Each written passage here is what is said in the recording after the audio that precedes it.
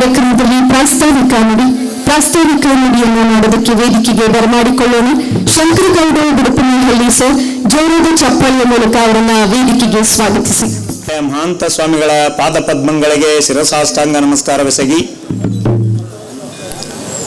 ಇಂದಿನ ಕಾರ್ಯಕ್ರಮದ ಸಾನ್ನಿಧ್ಯವನ್ನು ವಹಿಸಿರ್ತಕ್ಕಂಥ ಪರಮ ಪೂಜ್ಯ ವಚನಾನಂದ ಮಹಾಸ್ವಾಮಿಗಳ ಪಾದ ಪದ್ಮಗಳಿಗೆ ದೀರ್ಘದಂಡ ನಮಸ್ಕಾರಗಳನ್ನು ಸಲ್ಲಿಸಿ ಈ ಒಂದು ಸುಂದರ ಸಂಜೆಯ ಕಾರ್ಯಕ್ರಮದಲ್ಲಿ ಆಸೀನರಾಗಿರ್ತಕ್ಕಂಥ ಶರಣ ಶಿವಶಂಕರಣ್ಣನವರೇ, ಶರಣ ಡಾಕ್ಟರ್ ರಾಜ್ಕುಮಾರ್ ಅವರೇ, ಶರಣ ಸೋಮಣ್ಣ ಬೇವಿನ ಮರದವರೇ, ಶರಣ ಅರುಣ್ ಕುಮಾರ್ ಪೂಜಾರ್ ಅವರೇ, ಹಾಗೂ ಈ ಕಾರ್ಯಕ್ರಮದ ರೂವಾರಿಗಳು, ಲೆಕ್ಕ ಕೊಡುವ ಚಳುವಳಿ ಅಧ್ಯಕ್ಷರು ಆಗಿರ್ತಕ್ಕಂಥ ಪರಮೇಶ್ವರಗೌಡ ಸಿರಿಗೇರಿ ಅವರೇ, ಅಜಯ್ ಕುಮಾರ್ ಅವರೇ, ಫೌಂಡರ್ ಟ್ರಸ್ಟಿಗಳಾಗಿರ್ತಕ್ಕಂಥ ಬಾಬಣ್ಣವರೇ, ಹಾಗೂ ವೇದಿಕೆ ಮೇಲೆ ಆಸೀನರಾಗಿರ್ತಕ್ಕಂಥ ಎಲ್ಲ ನನ್ನ ಸಮಾಜದ ಹಿರಿಯ ಬಂಧುಗಳೇ, ಶರಣ ಶರಣೆಯರೇ, ತಮ್ಮೆಲ್ಲರ ಅಂತರಾತ್ಮಕ್ಕೆ ಶರಣು ಶರಣಾರ್ಥಿಗಳು. ಈಗಾಗಲೇ ಬಸವೋತ್ಸವದ ಕಾರ್ಯಕ್ರಮವನ್ನು ಈ ಹರಪೀಠದ ಮಠದಲ್ಲಿ ಮಾಡಬೇಕು ಅನ್ನುವಂಥ ಸಂಕಲ್ಪದೊಂದಿಗೆ ಏನು ಈ ಕಾರ್ಯಕ್ರಮವನ್ನು ಆಯೋಜನೆ ಮಾಡಿದಾಗ ಹಲವಾರು ಶರಣರು ತಮಗೆ ಮನ ಬಂದಂತೆ, ನಾನಿಲ್ಲಿ ಈ ವಿಚಾರ ಅಪ್ರಸ್ತುತ ಅನಿಸಿದ್ರು ಕೂಡ ನಾನು ನಿಮ್ಗೆ ಹೇಳಬೇಕಾಗ್ತದೆ, ಅದಕ್ಕೆ ದಯಮಾಡಿ ಯಾರೂ ತಪ್ಪು ತಿಳಿಯಬಾರದು. ಈಗಾಗಲೇ ತಮಗೆಲ್ಲ ಗೊತ್ತಿದೆ, ಇಲ್ಲಿ ಮೊದಲನೇದಾಗಿ ಇವತ್ತು ವಚನಾನಂದ ಮಹಾಸ್ವಾಮಿಗಳವರ ಜನ್ಮದಿನ.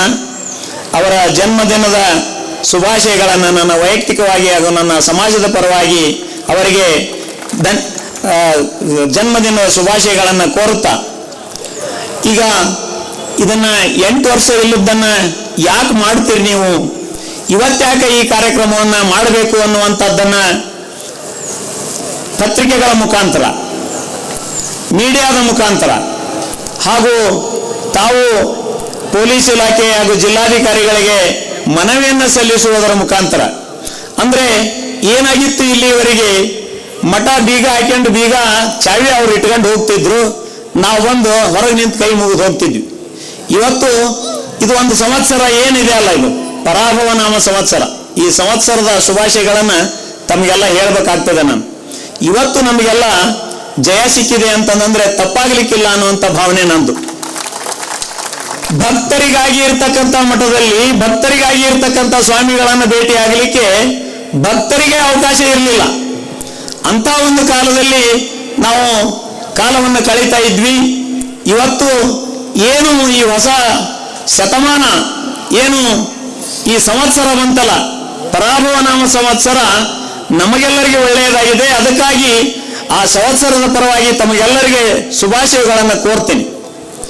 ಏನಾಯಿತು, ಬಸವಣ್ಣನ ಜಯಂತಿಯನ್ನ ಕಾರ್ಯಕ್ರಮವನ್ನು ಅದ್ದೂರಿಯಾಗಿ ನೆರವೇರಿಸಬೇಕು ಅನ್ನುವಂಥ ತೀರ್ಮಾನವನ್ನು ತೆಗೆದುಕೊಂಡಾಗ ಯಾಕೆ ಮಾಡಬೇಕು ಅಲ್ಲ, ಆ 12ನೇ ಶತಮಾನದಲ್ಲಿ ಬಸವಣ್ಣನವರು ಅವತ್ತು ಸಮಾಜ ಸುಧಾರಣೆ ಮಾಡಲಿಕ್ಕಾಗಿ, ಎಲ್ಲರಲ್ಲಿ ಸಮಾನತೆಯನ್ನು ತರಲಿಕ್ಕಾಗಿ ಅವತ್ತು ಹೋರಾಟ ಮಾಡಿದಂಥ ಪರಿಸ್ಥಿತಿ ಇವತ್ತು ನಮಗೆ ಅಂಥ ಪರಿಸ್ಥಿತಿ ಇತ್ತು.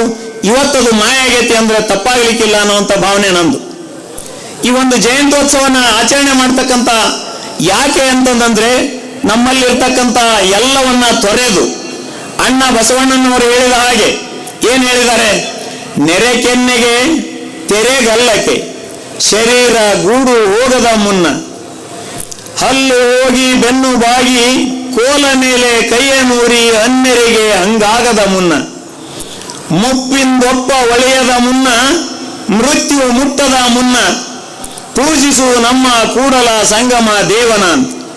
ಅಂದ್ರೆ ಅವತ್ತು ಕೂಡ ಏನಿರಬೇಕು, ನೆರೆ ಕೆನ್ನೆಗೆ ತೆರೆಗಲ್ಲಕ್ಕೆ ಅಂತ ಒಂದು ಪರಿಸ್ಥಿತಿಯಲ್ಲಿ ಬರೋದಕ್ಕಿಂತ ಪೂರ್ವದಲ್ಲಿ ನಾವೇನ್ ಮಾಡಬೇಕು, ಅಣ್ಣ ಬಸವಣ್ಣನವರು ಹೇಳಿದ ಹಾಗೆ ಕೂಡಲ ಸಂಗಮನ ಸೇವೆಯನ್ನು ಮಾಡಬೇಕು ಅನ್ನುವಂಥದ್ದನ್ನ 12ನೇ ಶತಮಾನದಲ್ಲಿ ಹೇಳಿದರು.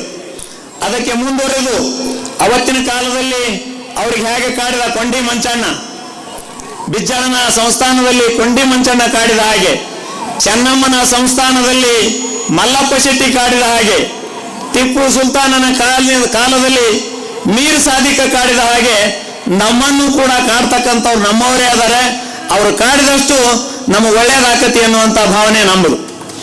ಆ ಒಂದು ದಿಶೆಯಲ್ಲಿ ಅಣ್ಣ ಬಸವಣ್ಣನವರನ್ನೇ ಬಿಟ್ಟಿಲ್ಲ, ಇನ್ನು ನಾವೇ ಲೆಕ್ಕ.